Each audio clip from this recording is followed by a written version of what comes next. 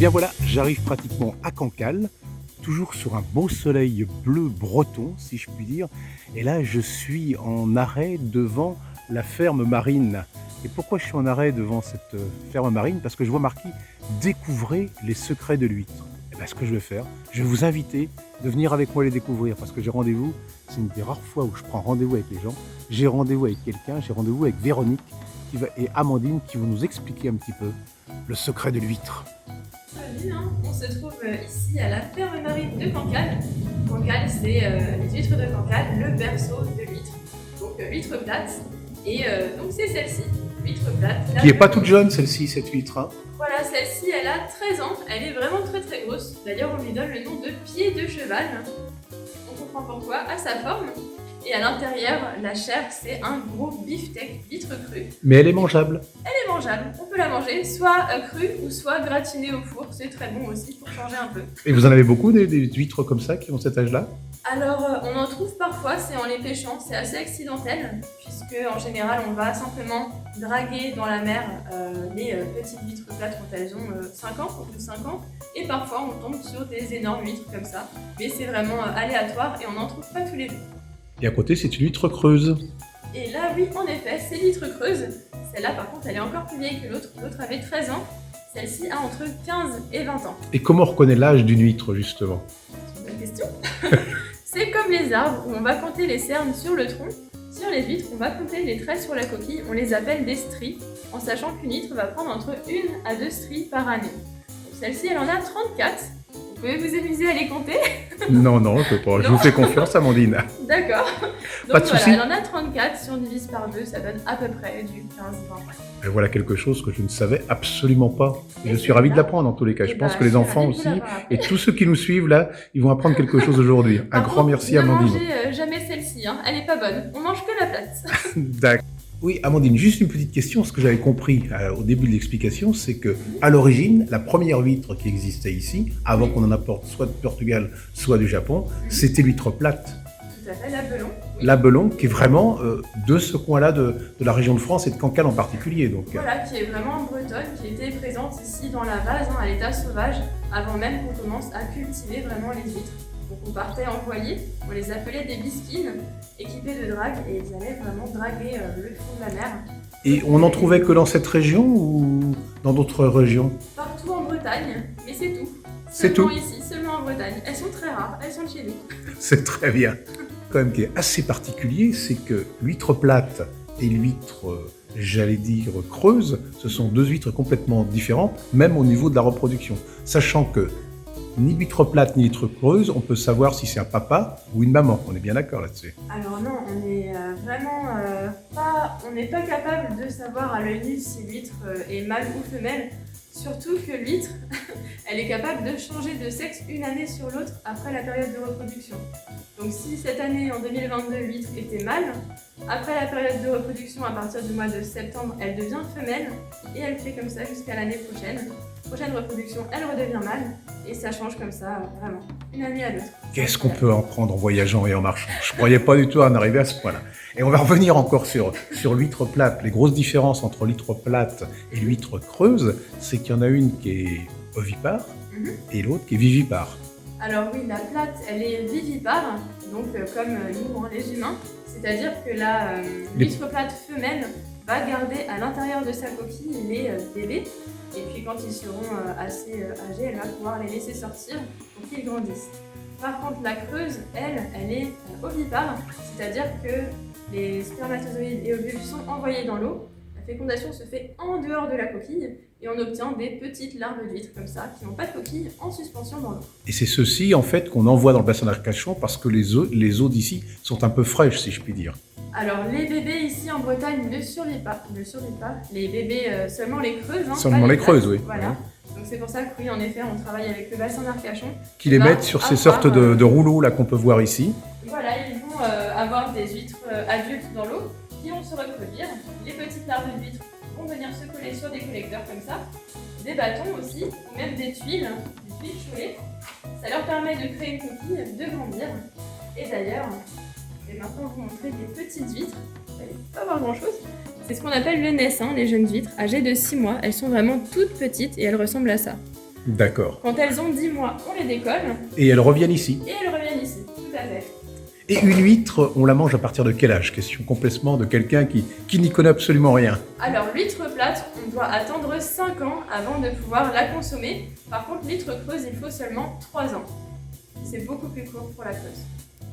Amandine, c'est quelque chose de particulier parce qu'on est dans un bassin où on apprend aux huîtres à ne pas parler, si je puis dire, à avoir toujours la bouche fermée, quoi. Alors, exactement, oui. C'est un peu comme à l'école, hein. On n'avait pas le droit de parler, et c'est pareil ici. Donc là, elles y restent pendant une semaine à l'école des huîtres et on leur apprend, par le fait qu'il n'y ait pas ni de marée haute ni de marée basse, à rester bien fermées le plus longtemps possible pour pouvoir ensuite être expédiées. Et c'est pour ça que dans les bourriches, elles ne s'ouvrent pas. Voilà, exactement. Parce que dans leur milieu naturel, dans la mer, les creuses, elles s'ouvrent et se ferment toutes les 6 heures. Et les plates, elles le font quand elles en ont envie, comme elles sont toujours sous l'eau. Donc elles ont vraiment besoin de passer à l'école pour apprendre à rester bien fermées. Ici, Amandine, il y a un petit peu de bruit, mais c'est normal. On est au niveau du calibrage. On va essayer de parler assez fort. Hein. Oui. Donc le calibrage, moi j'avais un a priori, je pensais qu'on calibrait en fonction de la taille, mais c'est pas tout à fait vrai. Alors les petites entreprises ostréicoles, elles font ça à la taille, à vue d'œil. Quand les ouvriers ont l'habitude, après plusieurs années, ils envoient les huîtres dans différents bacs selon leur calibre. Nous, comme on est vraiment une très grosse entreprise, on a une machine qu'on appelle la calibreuse automatique qui Donc va faire ça pour nous. c'est celle qu'on voit là-bas. Voilà, mon collègue vide les poches, la machine va tout peser, qui calibre les huîtres, donc non pas à la taille, mais au poids.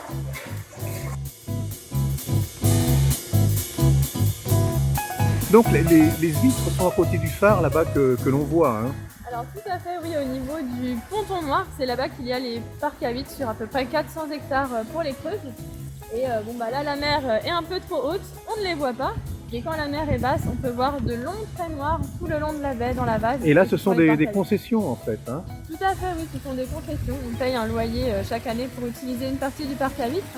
Et un bail est renouvelé tous les 10 ans.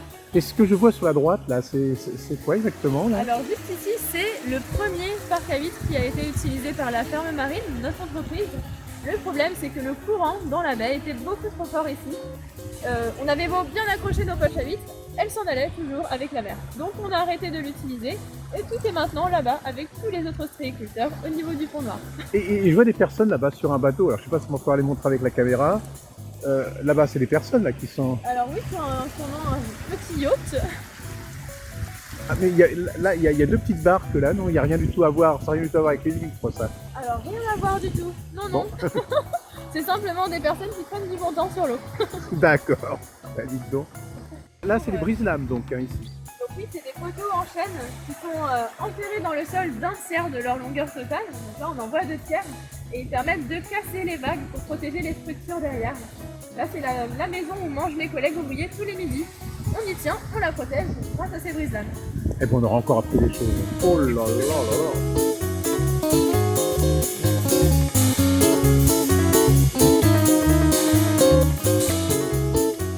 Amandine, elle va nous montrer comment on doit ouvrir les huîtres et surtout avec quel matériel. Alors, comme matériel, tout d'abord, nous, on s'équipe de gants pour se protéger. Ça protège encore mieux quand il porte notre prénom. On utilise aussi un petit support, on l'appelle le sabot. Et on trouve ça où? On trouve ça où, le sabot? On en trouve chez nous, dans notre boutique. Donc il faut passer par chez nous. Et qui s'appelle comment? On va encore le redire, le nom de la boutique quand même.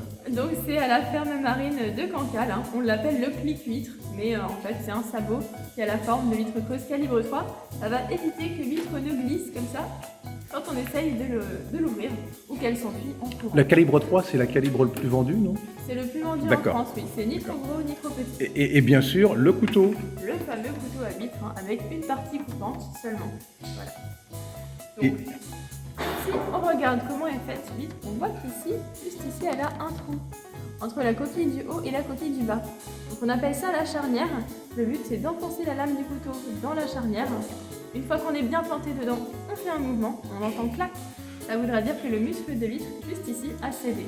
Et il faut encore venir le couper pour retirer complètement la coquille. Donc, la théorie, c'est bien, mais la pratique, c'est mieux. On maintient l'huître. On va dans la Et là, il n'y a pas de charnière. risque d'accident, en fait. Oh non, grâce au sabot, c'est vraiment maintenu. Et dans tous les cas, on a toujours les gants. Le petit mouvement. Le magnifique clac. On a entendu le cri, là, le cri Voilà. de l'huître. On coupe.